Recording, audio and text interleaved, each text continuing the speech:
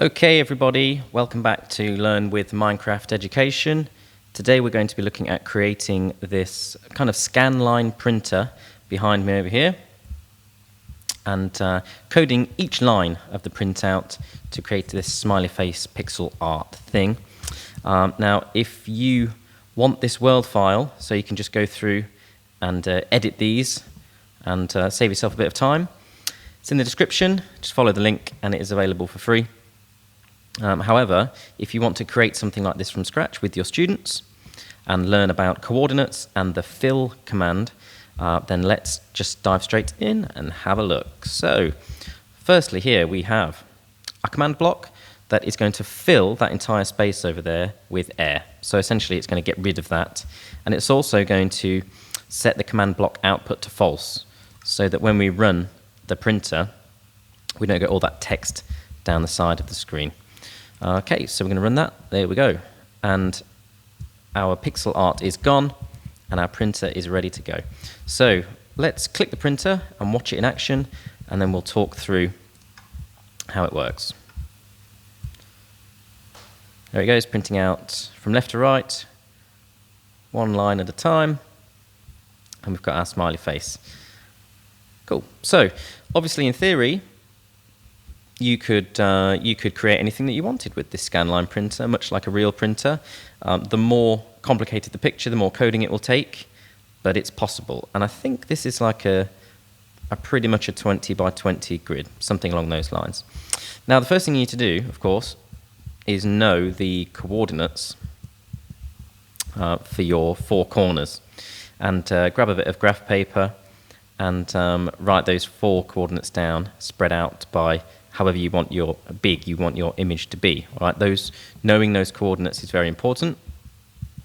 So here, this first line, let's take a look, is going to be fill, and then we have the coordinates 578, 64 minus 63 to 598. Okay, so this value here is from the kind of bottom of the picture to the top. The 64 never changes, that's the y-axis. And this is kind of printing a 2D image, so this 64 thing never changes. So when you're writing down on your graph paper, you can just leave the 64 in at all times. And in fact, if you did this at 0, in fact, if you teleported to 0, 0, 0 and started your project there, that would make a lot more sense. But hey-ho, we've started it here. But that's fine. Once you start adding these in on your graph paper, you get used to the fact that everyone is 64. We fill that with air, so that's like one corner to the next. Then the first line we're filling with snow, so 578 to 598 with snow. The y and z axis stay the same. Then the next one is the next column, so it's minus 35. These coordinates are the same, but now it's minus 35. These coordinates stay the same again, but now it's minus 34. So we've done the first three lines of our image, and the printer has printed those out with a 3-tick delay between each one. Now I've put down a repeater so it's nice and easy to visualize, but you can just put a delay in ticks here if you want to and have them all stacked up in a row.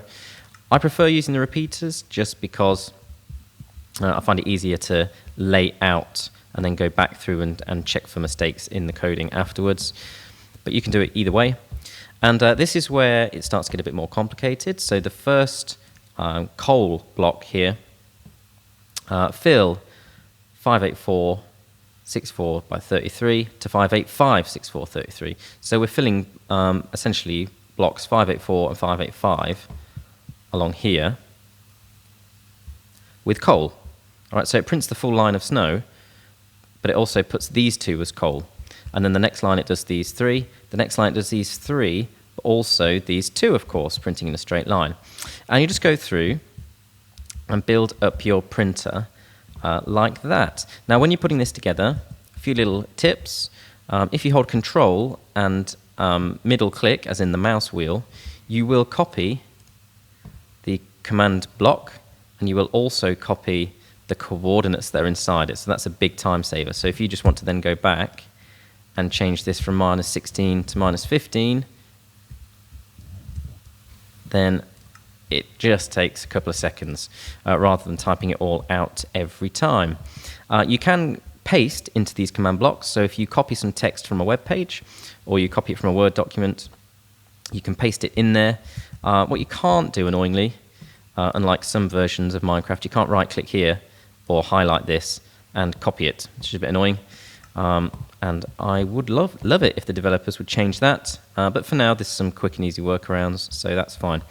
And basically, that's it. We're just going to let our students get creative with this and see how they can develop it. Start by making simple shapes, patterns, and lines, and then move on. The smiley face didn't take too long. Having the graph paper in front of you with the coordinates on really helps, okay? So here, for example, I haven't got any more than 3 command blocks in a row because I'm doing a block here and a block above it, and obviously the snow as well. But if you had lots of different ones, you might need space for 1 or 2 extra command blocks either side, and there's space in this world. Like I say, if you want to download this world and you want to just edit these blocks, then the world file is in the description. You can download that for free.